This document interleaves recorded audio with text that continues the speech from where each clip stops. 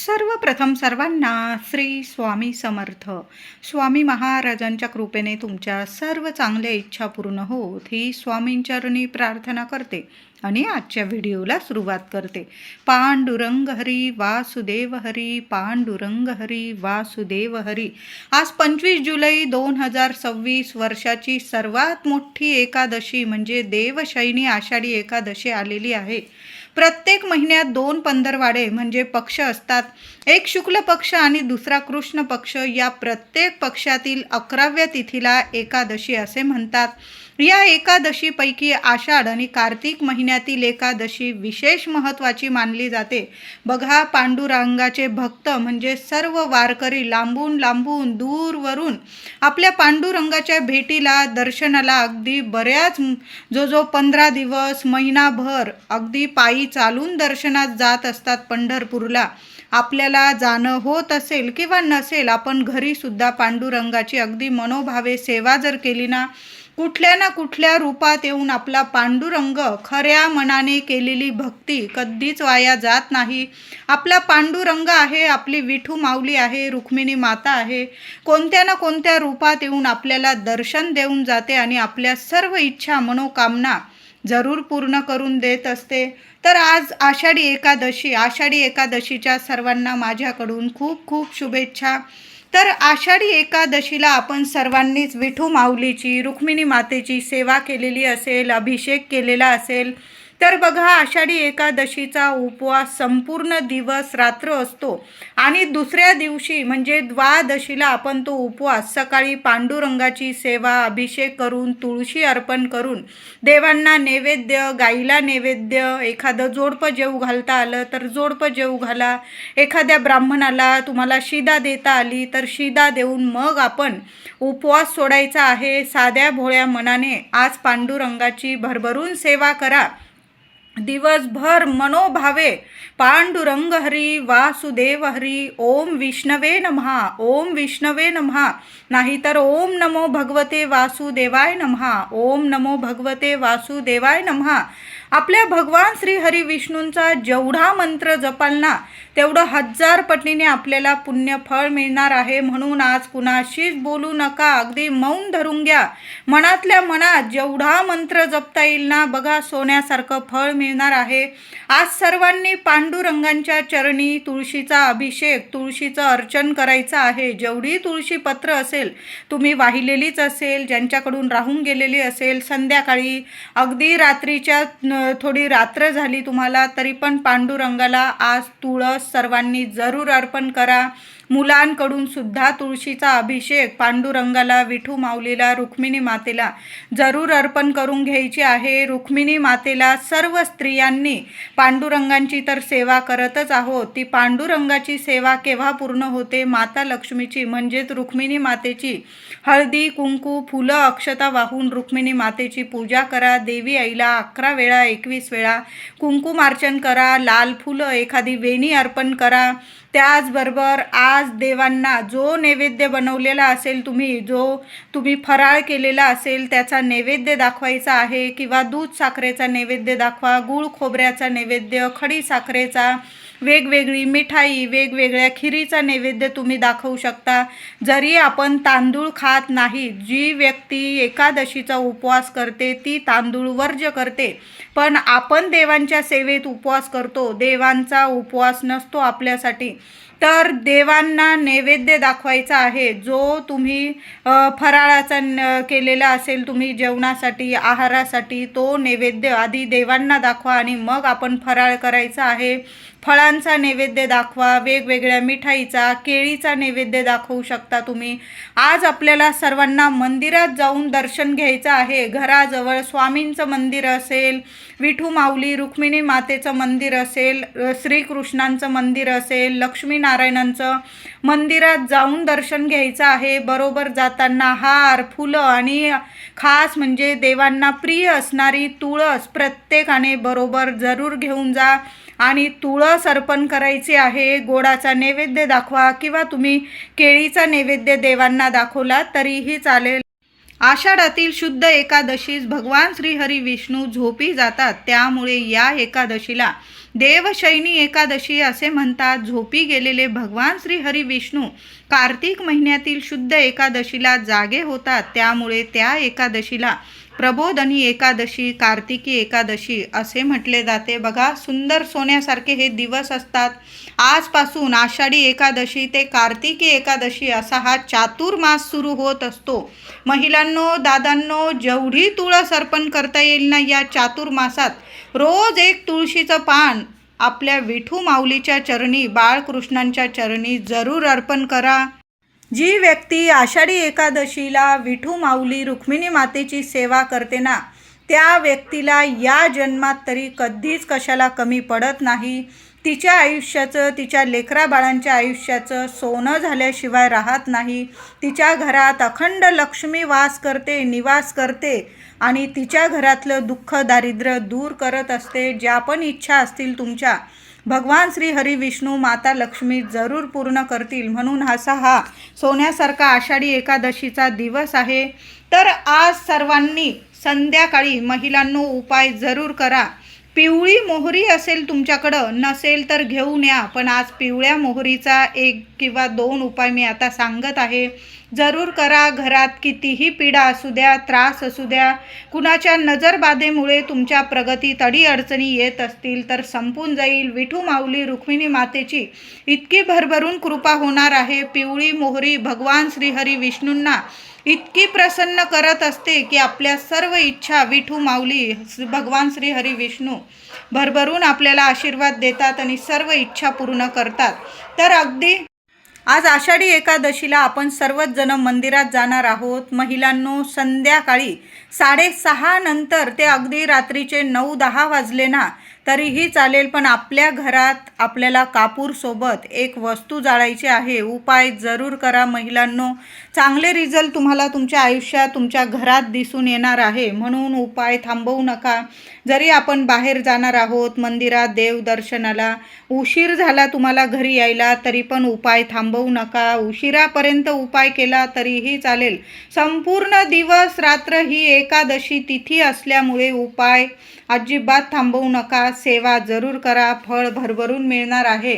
तर काय करायचं आहे, संध्याकाळी, सकाळी पण आपण आरती केलेलीच असेल देवांची, संध्याकाळी सुद्धा गणपती बाप्पांची आरती करा, विठू माऊलीची आरती करायची आहे. अजून तुम्हाला ज्या आरत्या घ्यायच्या, देवी आईची, स्वामींची ज्या आरत्या घ्यायच्या त्या आरत्या घ्यायच्या आहे.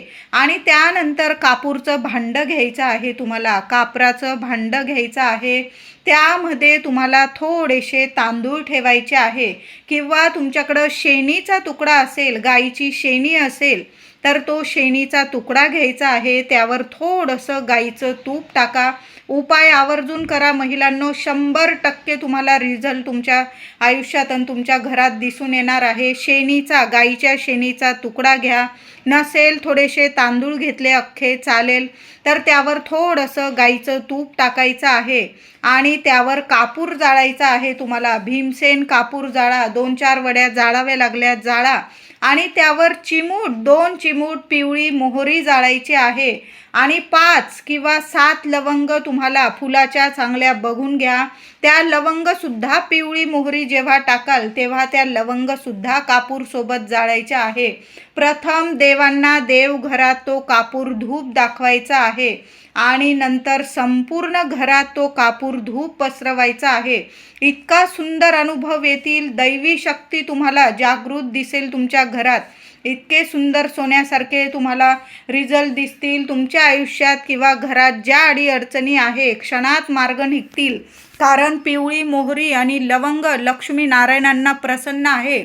आणि शनिवार आल्यामुळे जी व्यक्ती आषाढी एकादशीला शनिवारी आपल्या देवघरासमोर पिवळी मोहरी कापरासोबत जाळते ना, त्या घरातील, तिच्या आयुष्यातील जे काही इडापिडा, संकट, दुःख, दारिद्र्य आहे लगेच निवारण होईल, नष्ट होईल. कुणी शत्रू विनाकारण त्रास देत असेल त्या शत्रूचा सुद्धा शत्रुत्व तिथंच संपून जाईल, नाश होईल. म्हणून असा हा पिवळ्या मोहरीचा उपाय आवर्जून करा. रात्र झाली जराशी तरी पण अशा पद्धतीने कापूर धूप आपल्या घरात सर्वांनी जरूर करायचं आहे. थोड्या वेळ ते कापराचं भांडं आपल्या मुख्य दाराशी ठेवून द्या. जास्त कापूर जाळावा लागला चालेल, थोडी 2 चिमूट अजून मोहरी टाकून द्या. चालेल, पण तो धूप जेव्हा तुमच्या घरात पसरेल ना, तुमच्या घरातलं जो वास्तुदोष असेल, पितृदोष असेल, कुणाची नकारात्मकता, इडा पिडा, कुणाचे शिव्या शाप लागलेले असतील, कुणाची नजरबाधा झालेली असेल, संपूर्ण तिथंच नष्ट होईल, दारातच नष्ट होईल आणि तुमचं घर पवित्र होईल. तुमच्या घरात दैवी शक्तिमय वातावरण, पवित्र वातावरण तयार होईल, सकारात्मक वातावरण तयार होईल. अशा पद्धतीने दर शनिवारी जरी तुम्ही असा कापूर जाळायला सुरुवात केला ना, तर तुम्हाला चांगले रिझल्ट दिसून येतील. त्यानंतर एक उपाय करायचा आहे. रात्रीचे जास्त वाजले तुम्हाला चालेल, पण महिलांनो उपाय जरूर करा. शनिवार आहे आज. थोडीशी पिवळी मोहरी घ्यायची आहे. कापूर जाळून घ्या आधी आणि नंतर तुम्हाला थोडीशी उजव्या हातात चिमूटभरच घ्या, अगदी मूठ फेकायची असं काहीच नाही. तर पिवळी मोहरी घ्यायची आहे, चिमूटभरच घ्या. आपल्या शेवटचा रूम असेल तुमचं घर लहान असो मोठं असो, मागच्या रूमपासून ती पिवळी मोहरी हातात घेऊन तुम्हाला संपूर्ण घरभर फिरायचं आहे. तुमच्या मनात ज्या इच्छा आहे, समस्या आहे, बोलून घ्या. मग तुमच्याविषयी, मुलांविषयी, पतिदेव, कुटुंबातील इतर सदस्य सर्वांविषयी ज्या इच्छा असतील त्या बोलून घ्या, समस्या बोलून घ्या. आणि ती पिवळी मोहरी मागच्या रूमपासून फिरवत हातात घेऊन ती पिवळी मोहरी सरळ आपल्या घरातून बाहेर जायचं आहे, हॉलमधून, आणि घराबाहेर एखाद्या कोपऱ्याला टाकून द्या. एखाद्या झाडाखाली टाकून दिली चालेल. आणि मग हातपाय धुवून मग तुम्हाला घरात यायचं आहे.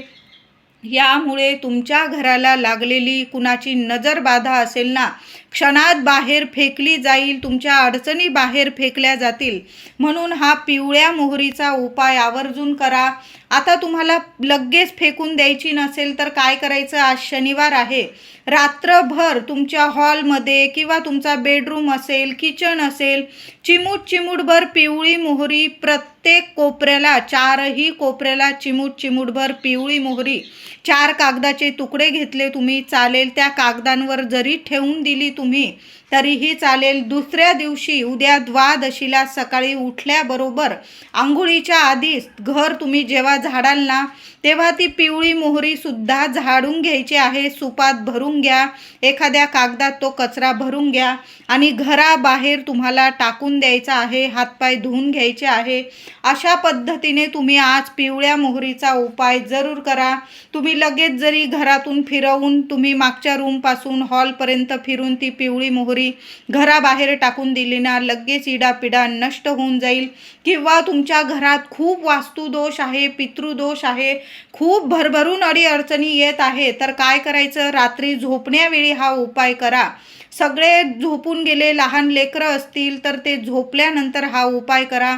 कुणाचा हातपाय लागेल अशा ठिकाणी ती पिवळी मोहरी ठेवू नका.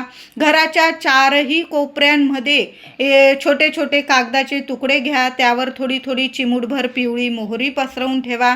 अगदी 4 दाणे टाकले तरीही चालेल. तुमच्या मनातील इच्छा बोलून घ्यायची आणि मग ती पिवळी मोहरी ठेवून द्या. दुसऱ्या दिवशी उठा, आंघोळीच्या आधीच घर झाडाल तेव्हा ती पिवळी मोहरी सगळी उचलून घ्यायची आहे. झाडाईमध्ये, कचऱ्यामध्ये आली चालेल आणि त्याची छोटीशी पुडी वाळून घ्या आणि तो कचऱ्यासकट ती पिवळी मोहरी ती बाहेर फेकून यायची आहे. तुम्हाला एखाद्या कोपऱ्यालाच फेका, कुणाचा पाय पडेल अशा ठिकाणी टाकू नका. कचऱ्याच्या डस्टबिनमध्ये टाकून दिली चालेल. लगेच तुमच्या घराची इडापिडा उतरून जाईल आणि तुम्हाला सोन्यासारखे रिझल्ट दिसतील. प्रगतीचे मार्ग लगेच खुले होतील.